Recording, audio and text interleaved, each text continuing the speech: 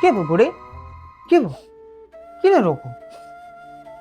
सुन्नु न अँ, त्यो के हाम्रो त मेरो एकदम मिल्ने छिमेकी थियो नि पल्लो घरको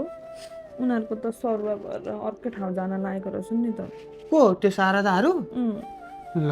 अनि छिमेकी सर्ने आउने जाने त भइहाल्छ नि त्यस्तो कुरामा त रुन्छ नि त बुढी उनीहरू त अब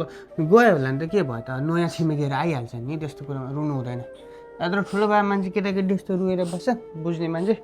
ल रुनु हुन्न है बस्छ त्यहाँ ल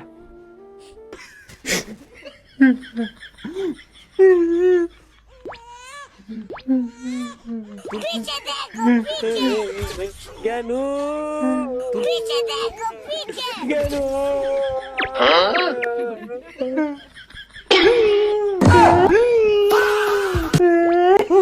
के भयो ये फंस गया सी म कहाँ रुनु म रुकै छैन म रुन्छु म भोलि कम्पनीमा रुनी एक्टिङ कसलाई आउँछ त्यसलाई म बनाइदिन्छु भने त्यही भएर रुनी एक्टिङ गरेको मैले त त्यही भएर रुनी एक्टिङ गरेको ए हो ए त्यस्तो त्यस्तै हो के होइन होला हो मेरे को तो ऐसा धक धक हो रहा है